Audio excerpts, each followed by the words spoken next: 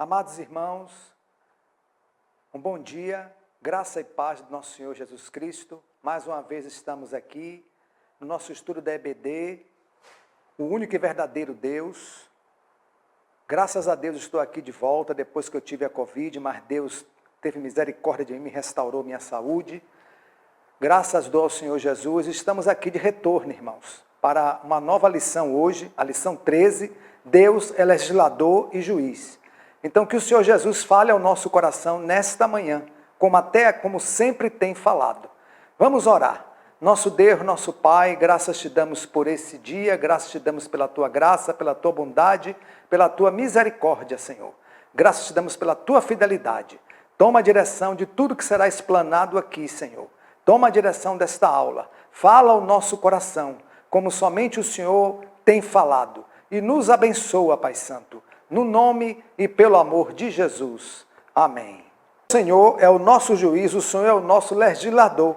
O Senhor é o nosso rei, Ele nos salvará. Isaías 33, 22.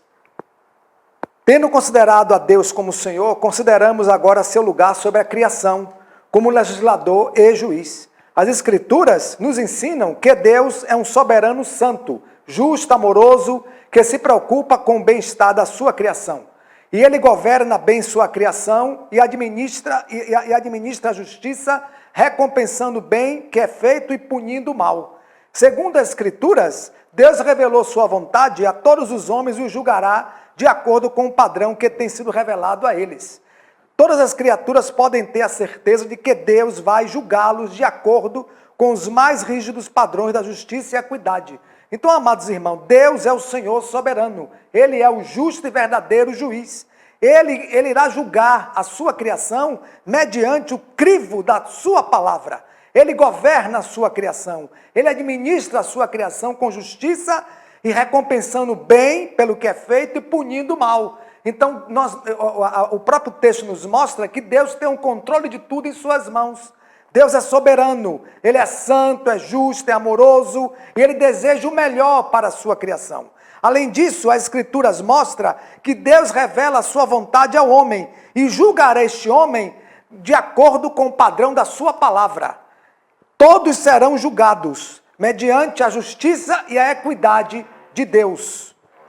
Deve-se sempre reconhecer que o juízo de Deus ao homem não é injustificado ou cruel, mas uma consequência inevitável do seu caráter santo e justo, e uma parte necessária de seu governo. Então nós temos que reconhecer que o juízo de Deus, ele não é injustificado. Porque Deus foi injusto comigo. Não, Deus sempre é justo e verdadeiro em tudo que faz. Além do seu caráter santo e justo, ele tem o seu governo perfeito, real, justo e verdadeiro. Um Deus que renuncia a se julgar a maldade, que não seria bom ou justo, uma criação onde a maldade não fosse contida, certamente ela se autodestruiria. Então Deus tem que estar no controle de tudo, e Ele está no controle de tudo. Deus renuncia, no caso, se Deus renunciasse, julgar a maldade, julgar o mal, entre bom e justo, se Ele abandonasse a criação dele, a própria sorte, essa criação com certeza se autodestruiria. Deus como legislador. As Escrituras nos ensinam que o Senhor, Criador e Soberano do Universo, é também seu supremo legislador e juiz. Deus estabeleceu as suas leis morais, pela qual todos os homens devem viver e os responsabiliza pela sua obediência e desobediência. Então Deus, mediante a sua palavra, Ele é o justo, verdadeiro Senhor e Criador soberano do universo. Além disso, Ele estabeleceu leis morais. Aonde estão essas leis morais? Lá, as leis morais estão na palavra, na Bíblia. Hoje, no tempo de Israel, estava no Decálogo, nos 10 mandamentos, dados a Moisés no Monte Sinai. E mediante essas leis, que o crivo está na palavra de Deus, é que Deus vai responsabilizar cada homem pela sua obediência e desobediência. Porque o homem tem conhecimento pela palavra de Deus. O homem tem noção daquilo que Deus exige, daquilo que Deus orienta o homem, daquilo que Deus conduz o homem. Então o homem tem noção disso tudo. Caso desobedece, desobedece conscientemente. Se obedece, melhor. Então Deus vai responsabilizar o homem pelos seus atos, sejam bons ou maus. Segundo a Escritura, o homem não foi criado para ser autônomo. Não, Deus não criou o homem para ser autônomo. Pelo contrário, na língua grega a palavra auto, por si próprio, e nomos, lei, autorregulado, mais theonomos, que vem de theos, Deus, e nomos, lei, ou sob a lei de Deus. Como legislador e juiz, Deus é igualmente santo e justo. A santidade de Deus refere-se à sua separação de tudo que é comum, profano ou pecaminoso. Deus criou o homem à sua imagem e semelhança para que esse homem o adorasse, para que esse homem o reverenciasse, para que esse homem o cultuasse a ele, louvasse a ele, bendizesse a ele a cada dia. Deus criou o homem com esse propósito. Deus não formou o homem para ser autônomo, para ser dono de si mesmo. Jamais. Jamais. Outra coisa, a santidade de Deus refere-se a sua... Deus é separado de tudo. Deus não compactua com o profano. Deus não compactua com o pecado. Deus é santo. A santidade é uma das qualidades morais, atributos morais de Deus. A santidade. Deus é santo. Além disso, que nós vemos aqui no texto, como legislador e juiz, Deus é igualmente santo e justo. Ele é santo, porque é a qualidade moral dele, santidade, e também ele é justiça, outra qualidade moral de Deus também. Então, se Deus é santo e justo, tudo que ele faz, da maneira como ele age, da maneira como ele opera, da maneira como ele corrige, da maneira como ele exorta, da maneira como ele conduz, ele é santo e justo em todos os seus atos. E nós, seres humanos, não temos o que questionar Deus de nada. Nós temos que ser obedientes a tudo que Deus nos determina e nos manda fazer. Porque ele é santo, justo, verdadeiro, e também porque a vontade de Deus é boa, perfeita e agradável. A retidão de Deus se refere à justeza e à equidade de todos os seus trabalhos e julgamentos. Esses atributos de Deus garantem que a lei de Deus sempre está adequada e justa e que seus julgamentos sempre serão perfeitos e imparciais. Deus julga, irmãos, sem parcialidade. Deus é imparcial e justo em tudo que ele faz. Deus trata com o homem segundo o que está no crivo da sua palavra. Deus julga o homem segundo o que está no crivo da sua palavra. Deus orienta o homem segundo o que está no crivo da sua palavra.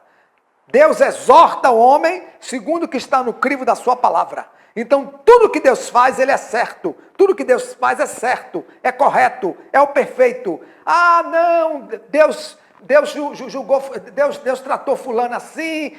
Não, Deus não tem, Deus é imparcial. Deus não é partidarista. Com Deus não tem partidarismo. Com Deus não tem melhor, nem pior, nem mais ou menos, não. Deus é justo e verdadeiro. Deus é imparcial. Deus é correto. Deus é santo em todos os atos que ele pratica. Segundo a sua justiça, ele é fiel e verdadeiro. Tanto é, irmãos, que no dia do grande julgamento, do seu julgamento, quando todos os homens estiverem perante ele, no tribunal do trono branco, aonde estará Jesus Cristo julgando o homem pelos seus atos, pelo crivo da sua palavra, serão eles julgados com perfeita justiça. O condenado não terá direito de recursos contra ele, nem qualquer justificação válida para apelação. Está lá em Isaías 5,16, porém o Senhor dos exércitos será exaltado em juízo, e Deus, o santo, será santificado em justiça. Então, no tribunal do trono branco, todos os homens que morreram sem Jesus, que morreram sem salvação, que não reconheceram Jesus como Senhor e Salvador das suas vidas, estarão no tribunal do trono branco, prestando contas a Deus dos seus atos.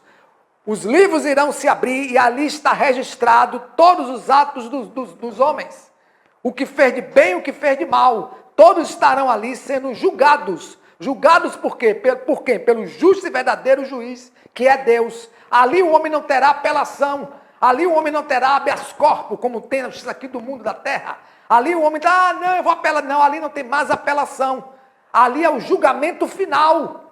Dali dali agora, ou é céu ou inferno. Dali não tem mais escapatória nenhuma.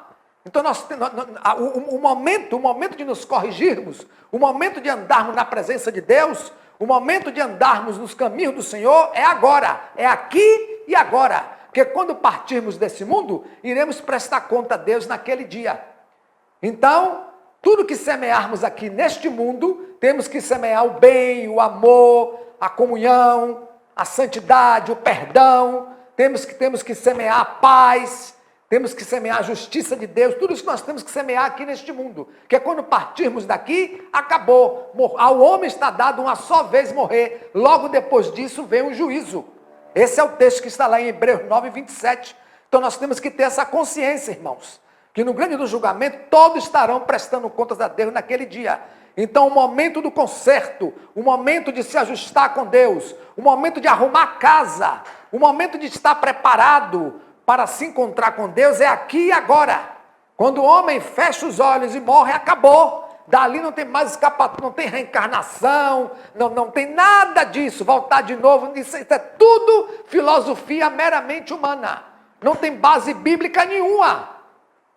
O próprio Eclesiastes fala, o homem quando desce ao pó, não poderá retornar, descer ao pó, acabou. Então no julgamento, no grande julgamento de Deus naquele dia, todos os homens estarão, ali não tem desculpa. Ah, Senhor, não sabia. Ah, Senhor, não me disseram. Ah, Senhor, não. Chance para ler a palavra teve. Está tendo agora, nós estamos vendo aí agora a pregação da palavra de Deus. Pregação pela internet, pregação pelo rádio, pregação pela TV, pregação na rua. Deus usando todos os meios de comunicação para anunciar e pregar a sua palavra. Só não ouve, só não crê quem não quer. Só não aceita quem não quer. Chance para ver, está tendo. Chance para ter acesso, está tendo. Se não vai, porque tem um coração rebelde. Se não vai, porque tem um coração vaidoso. Se não vai, porque tem um coração orgulhoso. Está preocupado com seu bem-estar. Está preocupado com seu eu. Ah, eu quero curtir e sendo curtido pelo mundo. E aí é que está o perigo. Desce ao pó. E agora, morreu, acabou? Acabou não. Morreu, tem a prestação de contas perante a Deus naquele dia. Então o justo e verdadeiro juiz julgará cada homem segundo os seus atos que fez aqui neste mundo. A fundação da lei de Deus. Porque Deus declarou algumas coisas para serem certas ou outras erradas. Por quê? É a lei de Deus, e é a lei de Deus nada mais do que um conjunto arbitrário de regras? Existe uma razão por trás de todas essas ordens e proibições? Qual é a verdadeira essência ou coração da lei? Essas são questões muito importantes. Se quisermos ter uma compreensão correta da lei de Deus, devemos analisá-las cuidadosamente. Tudo que foi criado, tudo que foi feito concernente à justiça divina, tem um fundamento, tem uma base, tem uma orientação, tem uma instrução, tem um falar de Deus naquele contexto ali. Então, as declarações a seguir são úteis. Deus é o autor, é o autoexistente criador, sustentador e senhor de tudo.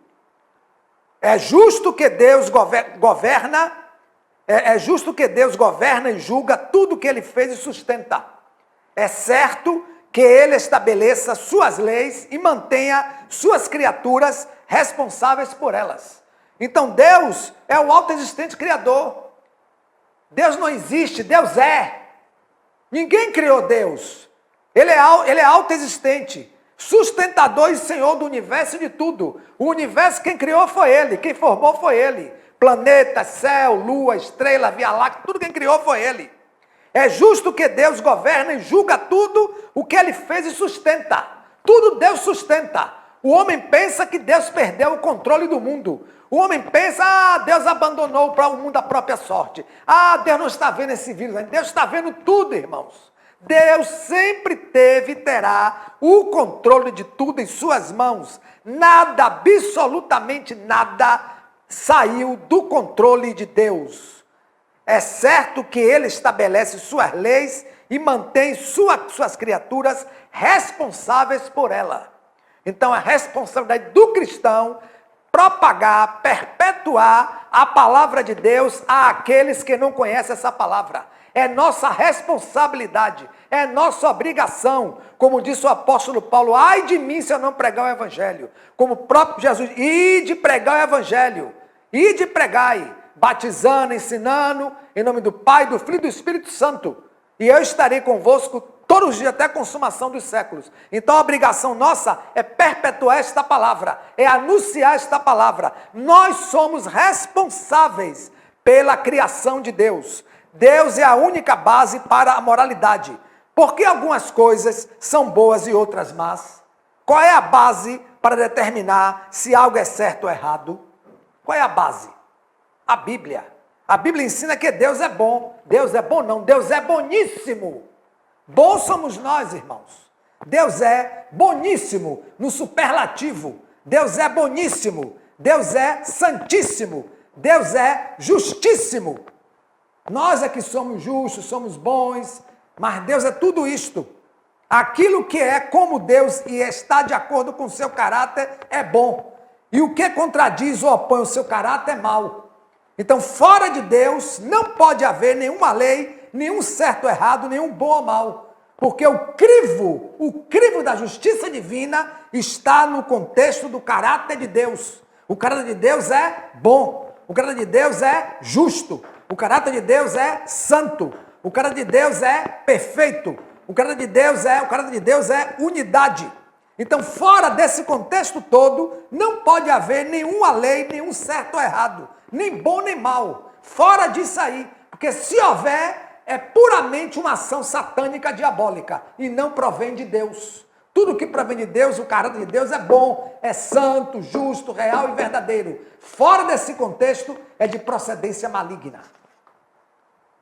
As leis de Deus são a expressão de quem Ele é.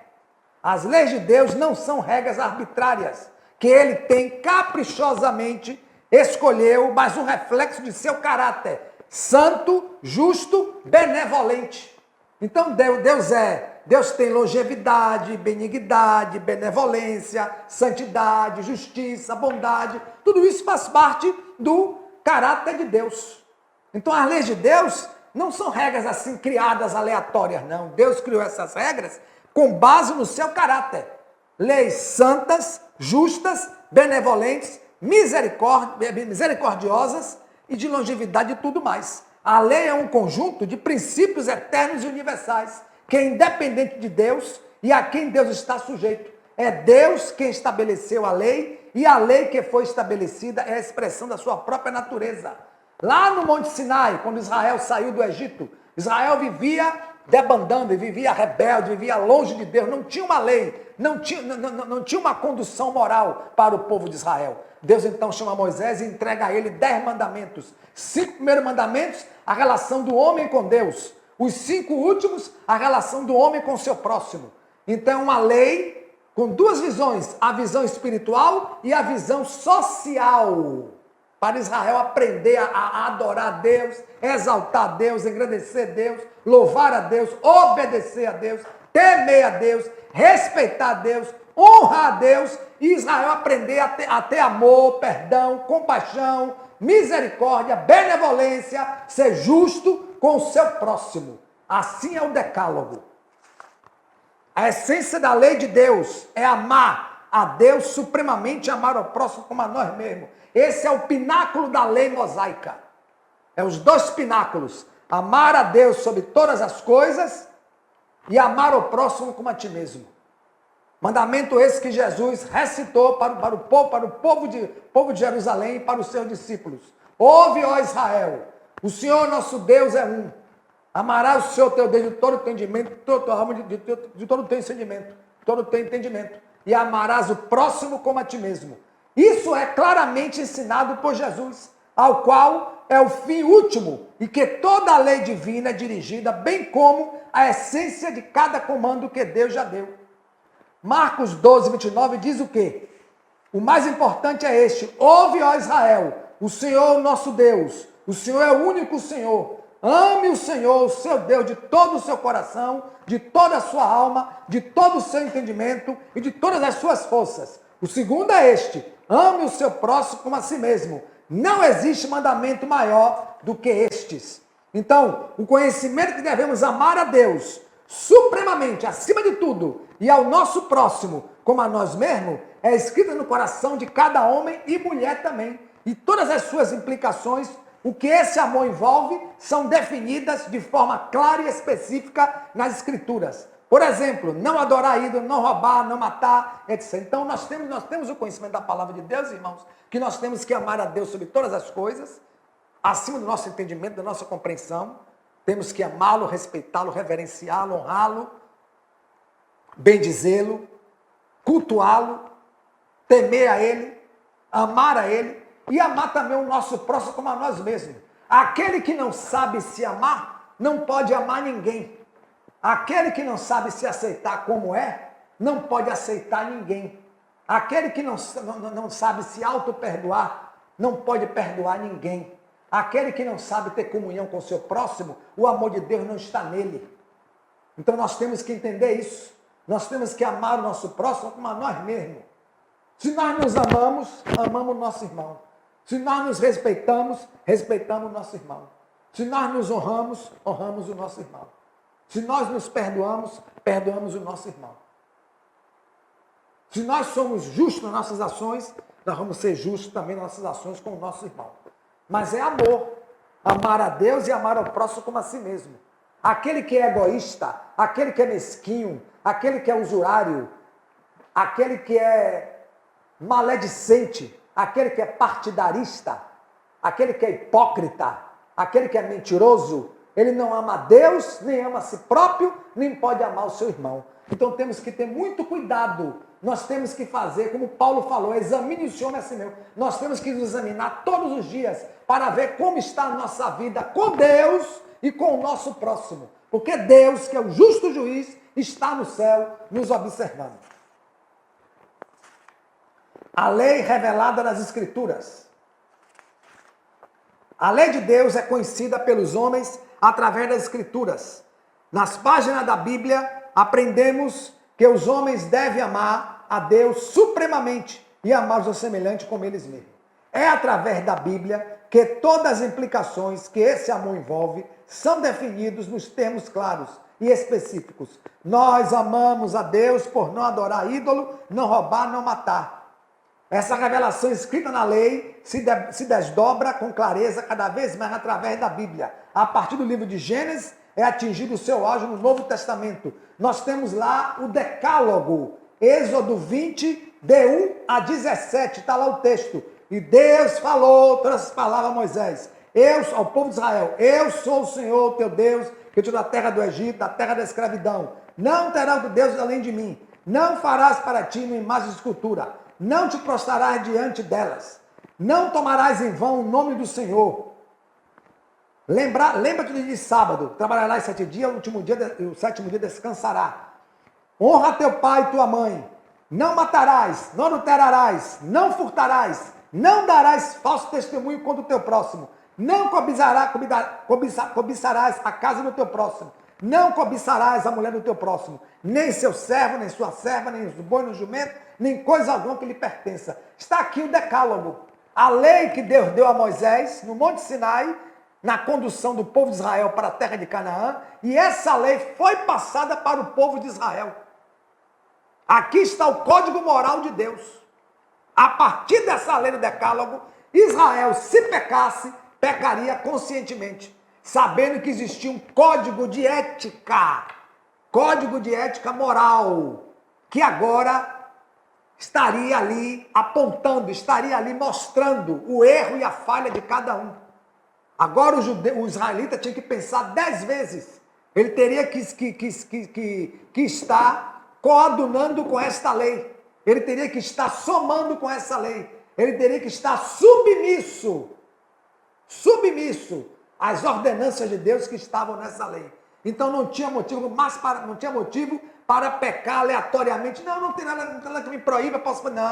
Não pode fazer mais não. Agora é proibido, existe uma lei. E nós temos que consultar essa lei, o povo de Israel, consultar a lei todos os dias para ver o que Deus permite e o que Deus não permite, para não estarmos pecando e afrontando contra Deus. O decálogo Deus deu para Israel para isso, para que um povo saído, um povo escravocrata, saído do Egito, para agora conhecer o Deus verdadeiro. Conheciam os deuses falsos do Egito.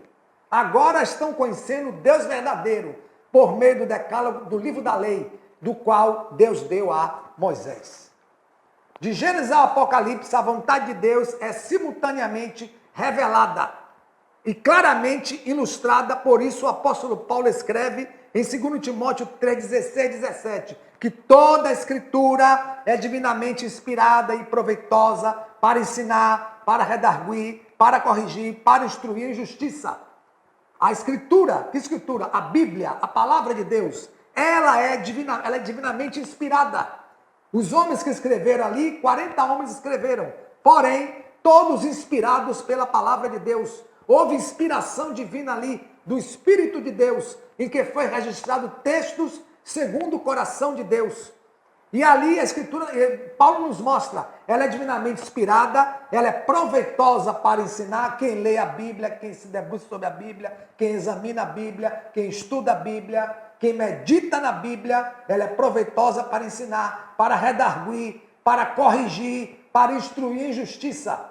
Embora a revelação divina de sua lei nas Escrituras inclui cada porção da Bíblia, a vontade de Deus para a conduta humana se tornou conhecida com poder e clareza especiais em duas ocasiões na história bíblica. Em duas ocasiões na história bíblica, a vontade de Deus se tornou conhecida. A primeira, a entrega da antiga aliança a Israel, através de Moisés no Monte Sinai, no Êxodo 20. Ali o povo de Israel tomou conhecimento do que Deus queria para aquele povo. Qual era a vontade, qual era o propósito, qual era o desejo de Deus para aquela nação. Estava tudo registrado no decálogo, na antiga aliança. E na vinda do Senhor Jesus Cristo, a palavra final e definitiva de Deus à humanidade. Hebreus 1, 2.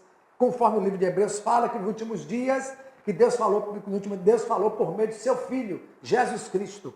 Então, dois momentos da história bíblica.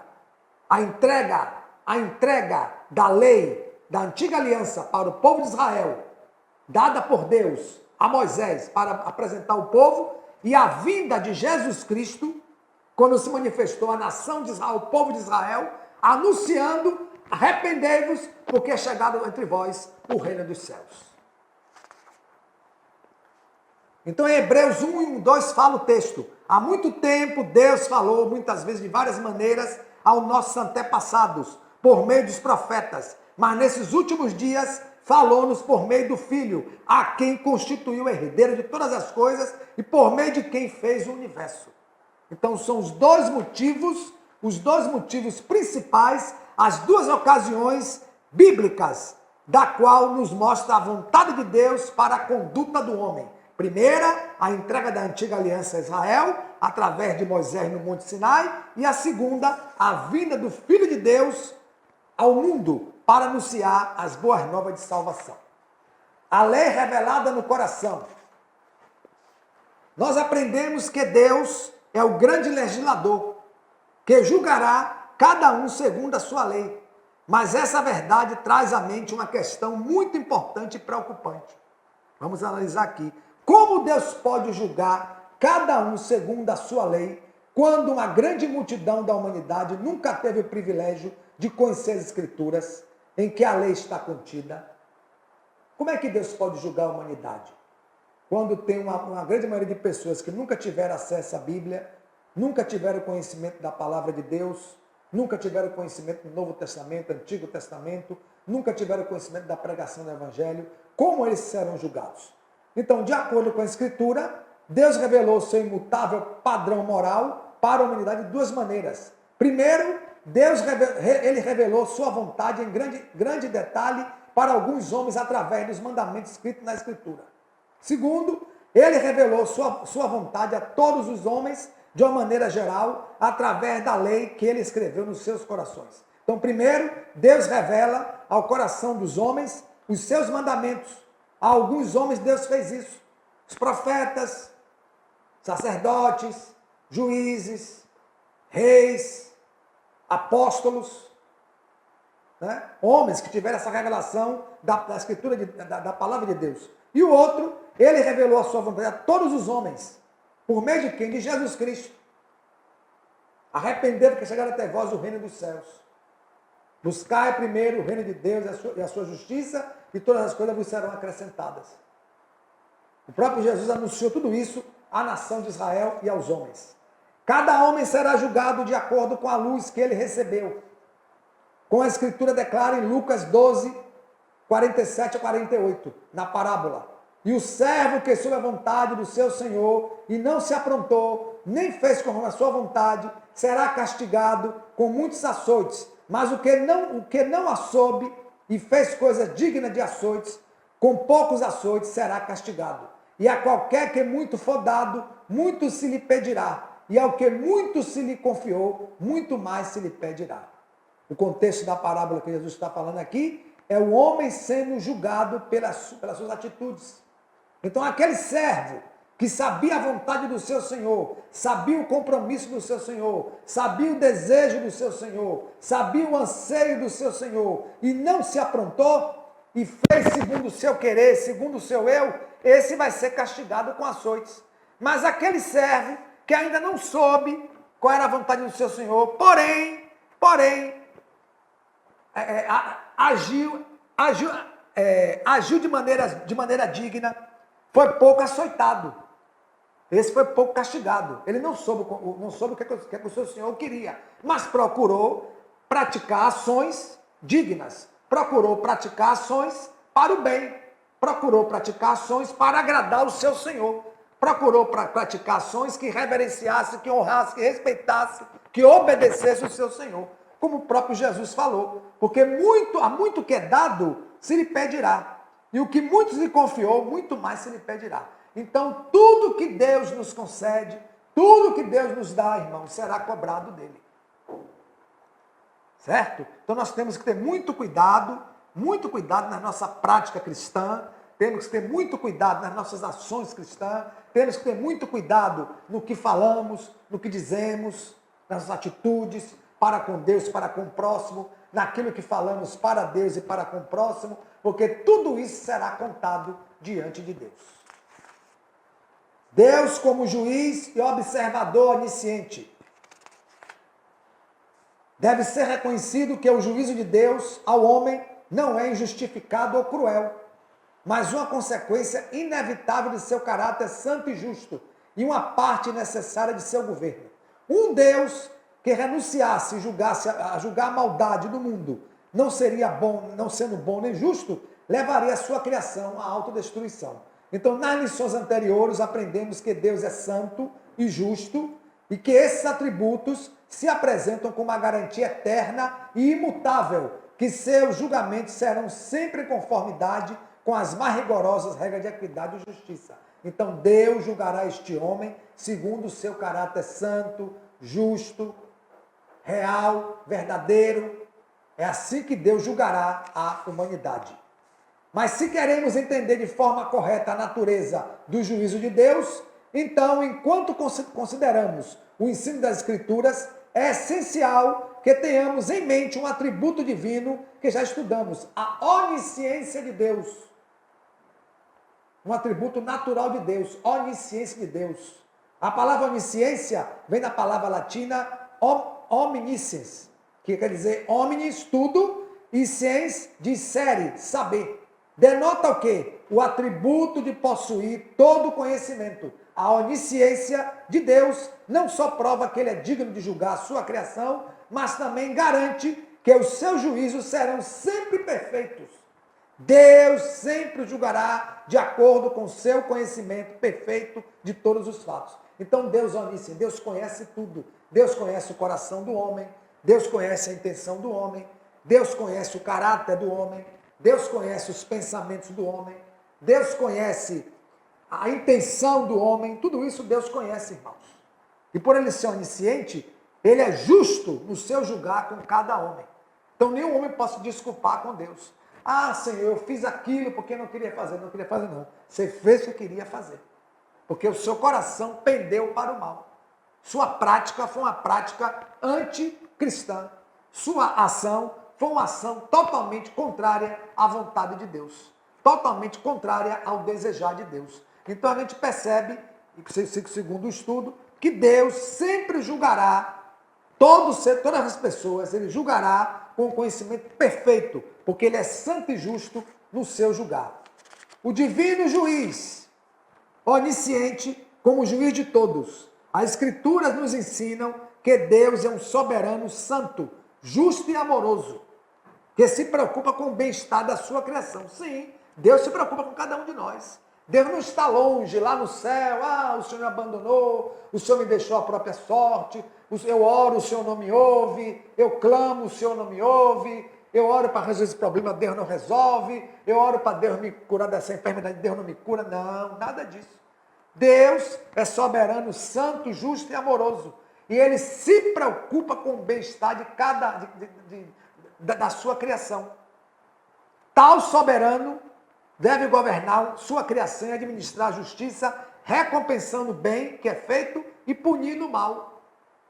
Deus, irmãos, tem preocupação com cada um de nós. Deus nos ama. E como nos ama? Deus nos ama e como nos ama. Pense você agora. Quantos problemas que Deus já livrou do seu caminho?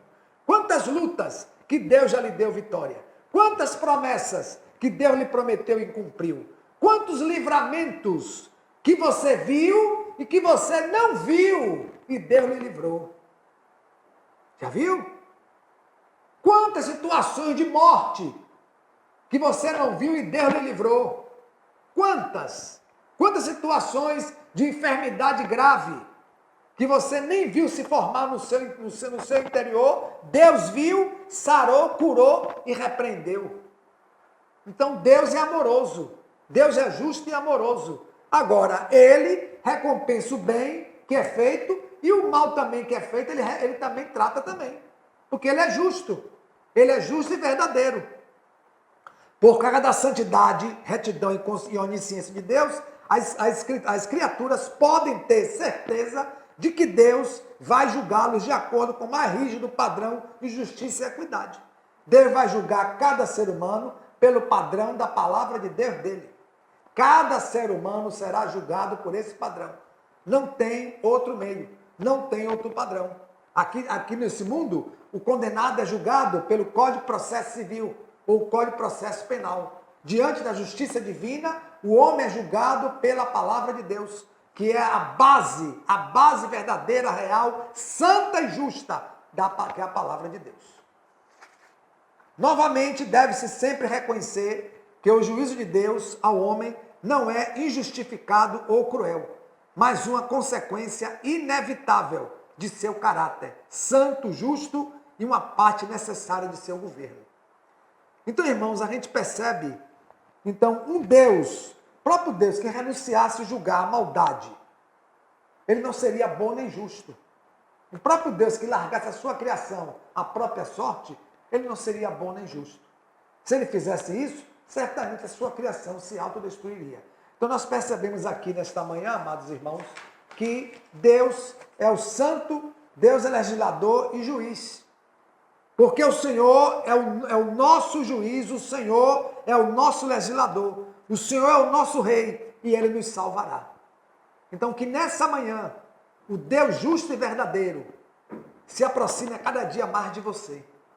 E que você também se aproxime cada dia mais dele.